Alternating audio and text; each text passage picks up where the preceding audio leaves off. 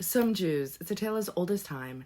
So, to commemorate Holocaust Memorial Day, I want to talk to you a little bit about some of the Jewish communities that were once blossoming that I have visited around the world. This is a Jewish community synagogue in Macedonia. The community was originally started by Jews escaping the Roman conquest of Jerusalem in 70 AD.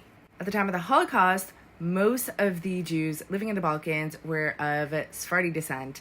They had escaped the Spanish Inquisition. And today, only about 200 Jews live in the entirety of Macedonia.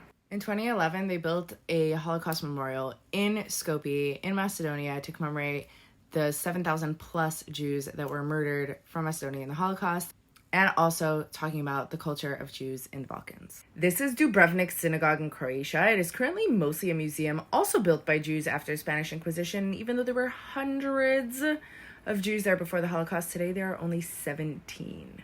The Bavarian State Opera House evicted all its Jewish performers and conductors in 1933. Once that happened, the Nazis kind of didn't give them problems anymore, so this was kind of more of a to Hitler. The Dohany Street Synagogue in Budapest is actually the largest synagogue in all of Europe. The synagogue was essentially the border of the Budapest ghetto, where 500,000 of Hungarian's Jews were sent to be gassed in the Holocaust, and only about 50,000 live in Hungary today.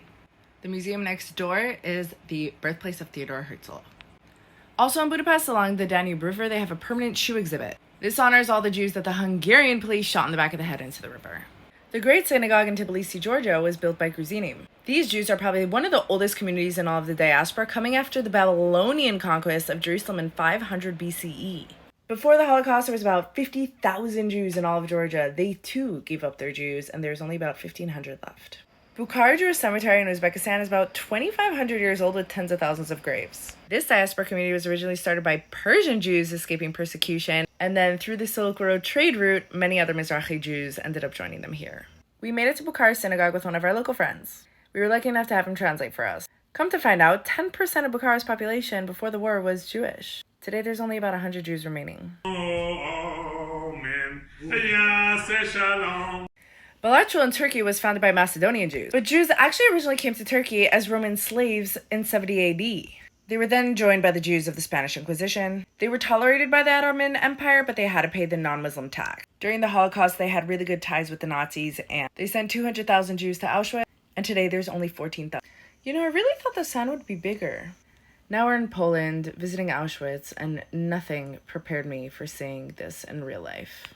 Over 1 million people were killed in Auschwitz in less than 5 years, and you can still see the scratches on the walls. It is terrifying, and never again. In total, around 6 million Jews were killed in the Holocaust. What many don't talk about is how the Grand Mufti of Jerusalem was best friends with Hitler. He wanted to apply the final solution to the Jews of the Middle East and North Africa.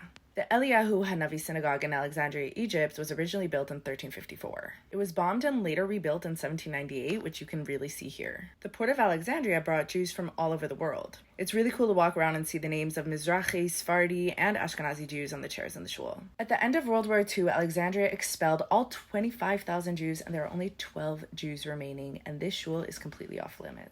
The Ben Ezra Synagogue in Cairo was originally built in 882. The modern building is from 1890. After World War II, Egypt expelled all of its 80,000 Jews. They kept their land, they kept their businesses, and today there is only 6 remaining. Since World War II, over 1 million Jews have been expelled from MENA. We're talking Morocco, Tunisia, Yemen, Iraq, Iran, and all over the Middle East and North Africa.